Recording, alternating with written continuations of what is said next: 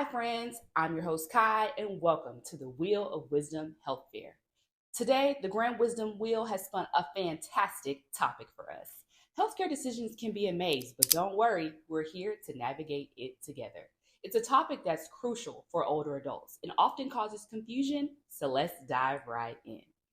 First things first, to make informed decisions about your health, it's helpful to understand these terms. So let's define them. Advanced Directive.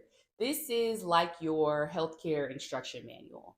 It outlines your preferences for medical treatment when you can't express them yourself. It's your voice in times of incapacity. It's a comprehensive legal document that allows an individual to specify their healthcare preferences and designate a healthcare proxy or agent who can make medical decisions on their behalf when they're unable to do so. Some examples of items you will find specified in an advance directive.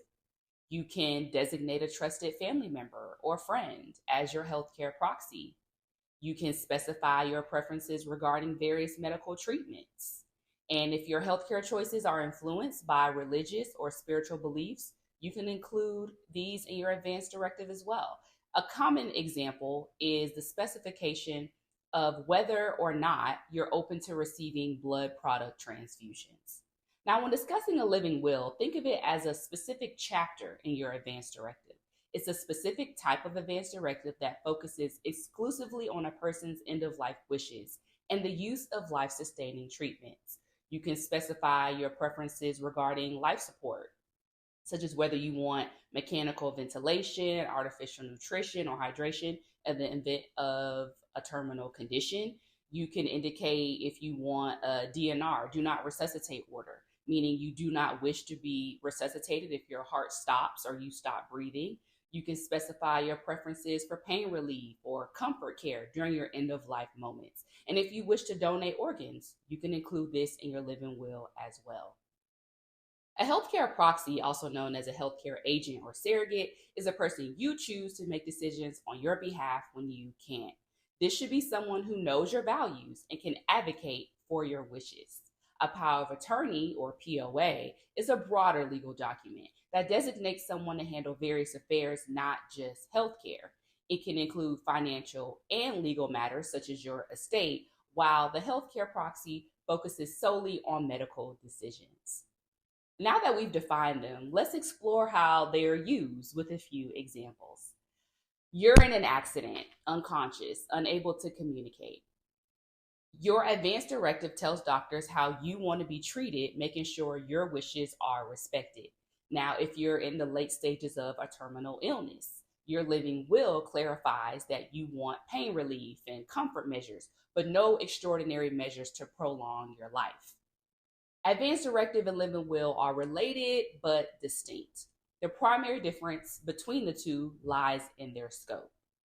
An advance directive is broader, covering not only end of life decisions, but also a range of healthcare preferences and the appointment of a healthcare proxy.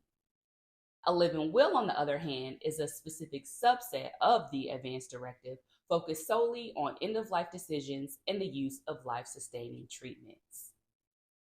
Then there's Sarah, a trusted lifelong friend of yours. Your family all lives out of state, and you have spent a lot of time with Sarah discussing your end of life desires with her. Sarah knows you through and through, not only because y'all have been best friends forever, but because you have had these candid conversations with her. So you choose her to be your chosen healthcare proxy. You're unable to make treatment decisions for whatever reason. Sarah steps in, talking to your healthcare team and ensuring your values guide the decisions. However, you may choose your eldest child to be your power of attorney. Think of your POA like a champion for legal matters. Beyond healthcare, they handle financial, legal, and other affairs when you're unable to. What are the pros and cons of each? Why do some choose to do this versus not? Let's get into this. An advance directive, pros. Okay, it's your voice when you can't speak. Doctors and family have to legally respect your wishes. You may think your family will do what you want because you discussed over Thanksgiving that these are your wishes. But when it comes time, it can be very hard for family to uphold these wishes on their own.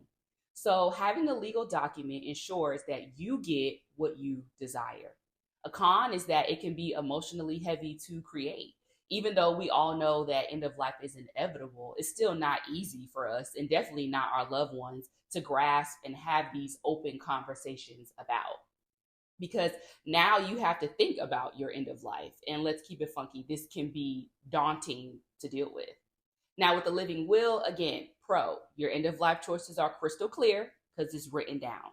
However, it can't address all scenarios as it only comes into play if you become terminally ill or permanently unconscious. I would like to add that these days, most of the advanced directive forms have the living will section on the same document.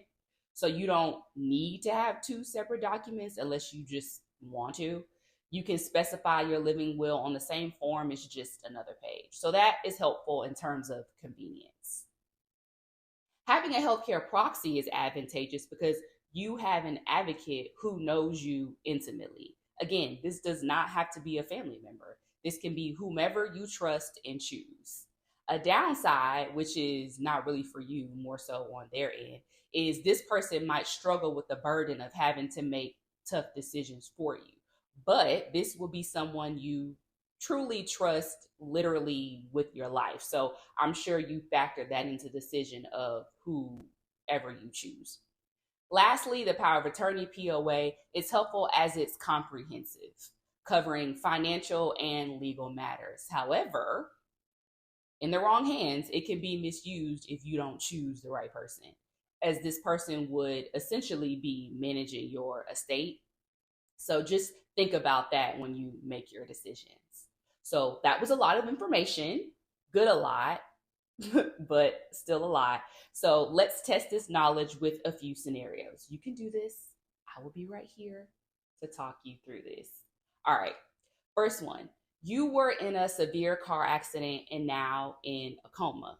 Who would decide on your medical treatments? Key to the answers to these questions are who versus what or how. Who can only be two answers, what or how can only be two answers. I'm not here to trick you, but to teach you. So in this scenario, a healthcare proxy would step in to make medical decisions on your behalf. They would ensure your wishes are communicated and followed by the medical team. Next one. You've been living with a terminal illness and it's now progressed to a point where you can't communicate. How can your healthcare preferences be known?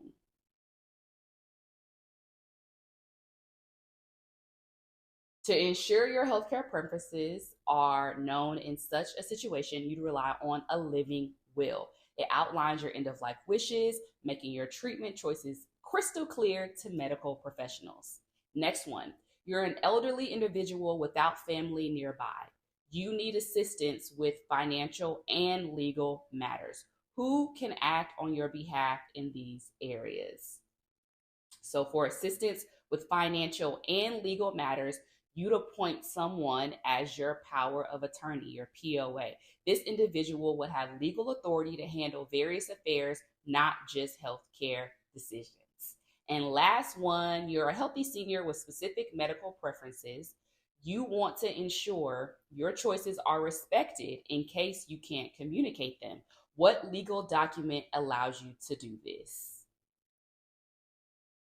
In this scenario, you would use an advanced directive to document your healthcare preferences and ensure that they are followed when you're unable to communicate your wishes. It serves as your voice in times of incapacity.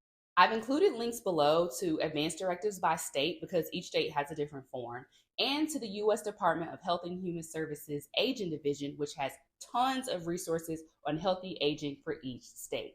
And there you have it, our guide through the maze of healthcare decision terms. Remember, these tools empower you to have a say in your care even when you can't. The key is to have open conversations, choose wisely, and document your choices. Until next time at the Wheel of Wisdom Health Fair, stay curious, stay informed, and stay healthy. Bye.